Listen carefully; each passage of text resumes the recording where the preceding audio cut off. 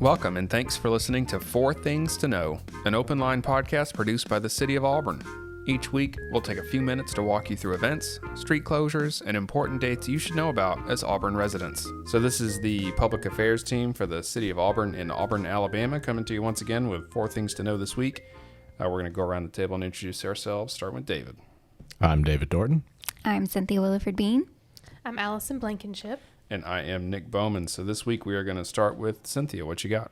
Awesome. So coming up on this Saturday, we are really excited that City Market will be back at Town Creek Park from 8 to 11 a.m. In City Market, if you haven't been or don't know what it is, it's our Parks and Recreation Department putting on basically a farmer's market that includes fresh produce, baked goods, all kinds of different stuff. And that'll be happening every Saturday throughout the summer until August 27th. Every once in a while, they'll also have some musicians, artisans, and nonprofits. This Saturday, the Auburn Beautification Council is going to be selling hanging flower baskets. So that'll be fun. But yeah, it's just a great time to come out and get some support our local farmers and bakers and all that stuff. There's parking available. So if you're familiar with Town Creek, it'll be out in the open field next to the pavilion, and there will be the regular parking there, but you can also park in the gravel parking lot across the street. I hear the trick is to get there early. Yes. Because the lines can form, especially for, I think last year there were some really amazing cinnamon rolls, if I remember right. From Serenity Farms. They're really good. Mm-hmm. And I think they have 40 different vendors this year for the first one. So awesome. There's a lot of stuff, but a lot of them do sell out early. Mm-hmm. So definitely get there early. Confession time for me. My wife and I went. It was our first one last year. And we just walked right up to a booth and just was like starting to throw money at people. And then no one came up and like got onto us, but it was like well before the start time. And I guess it's like a horses at the gate kind of thing. You need to wait, and then it opens, and then you hustle to your booth and can buy your stuff. So anyway, we were breaking the rules. So get there at 8 o'clock, not at 7:30. Yeah, and you have to wait for 8. So that was our mistake. Allison, what you got? Okay, so if you have driven down Martin Luther King Drive this week, you probably saw some orange cones. Work continues on a new 10-foot wide multi-use path along Martin Luther King Drive. We've got some temporary lane closures on the westbound lane of MLK between Richland Road and Solomere Lane. That will be periodically closed this week as construction continues on this multi-use path. A little bit more about this project. It began in April, and it runs along the north side of MLK, which is also known as Highway 14. The path will run from Richland Road to Webster Road, and it will connect to a future project known as the MLK Streetscape Project. And that project will bring infrastructure improvements from the stretch of the road from Chuck Jordan to North Donahue. Together, these two projects, the multi-use path and the streetscape project, will create a 2-mile-long multi-use path connection, which is going to be really awesome for, pedestrians, cyclists, anybody wanting to walk from that area of town to downtown or Auburn University. So it's really cool what's going on over there, but just be careful if you're driving in that area this week. Sounds great. So I am coming to you this week with another Auburn Public Library thing. I guess 4 things, so this is a thing. So they have another learning challenge you can enter. So this is the Summer Learning Challenge. It starts June 1st and it runs through July 31st. This is another one of those. You go to Auburn Public Library or auburnpl.beanstack.org. You can download the Beanstack Tracker app on any of your smartphones or tablets. Once you have the app, just track your reading throughout the summer. You just need to read at least 1,000 minutes during the challenge, which again lasts from June 1st to July 31st. You don't need a library card. You just have to have the app, and you can track your reading. That's about 20 minutes a day. At the end of it, you'll be entered to win a couple of prizes. The first, you can, this is as supplies last, so make sure that you register and knock it out basically as early as possible.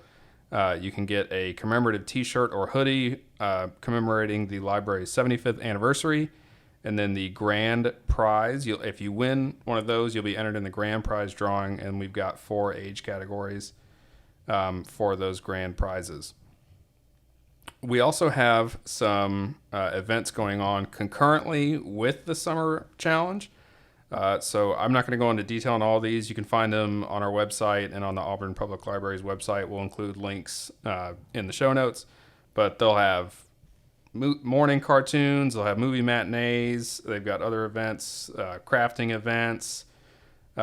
You'll be able to meet Auburn Fire, Auburn Police, Environmental Services. There's going to be puppet shows, and then there's going to be story time that's going to run throughout the summer. So it's looking like it's going to be a great series of events and, of course, a fun challenge.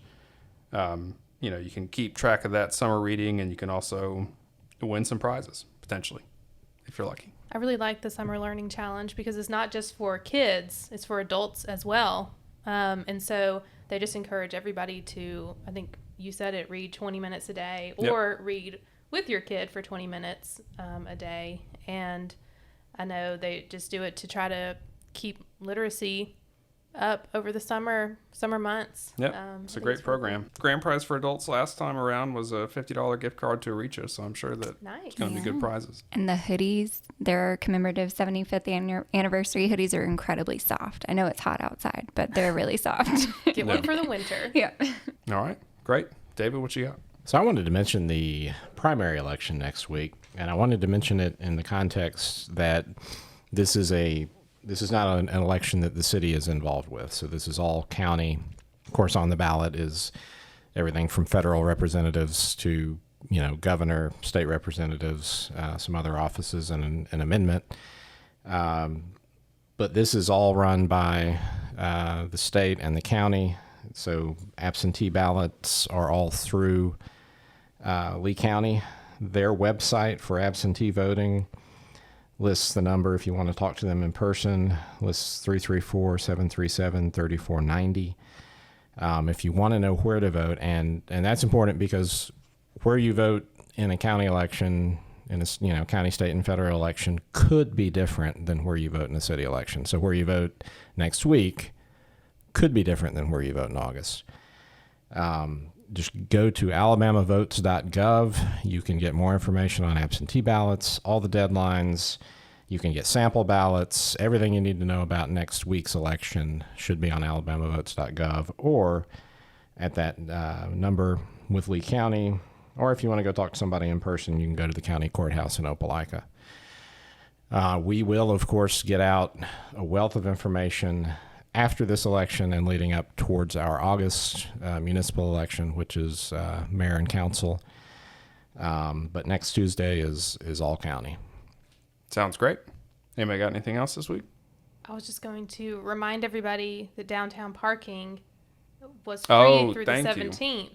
But then after that, you will have to pay once more. Allison saved me. I said I was going to mention that, and I totally forgot. So, yes, as of tomorrow, Tuesday, May 17th, you have to pay again.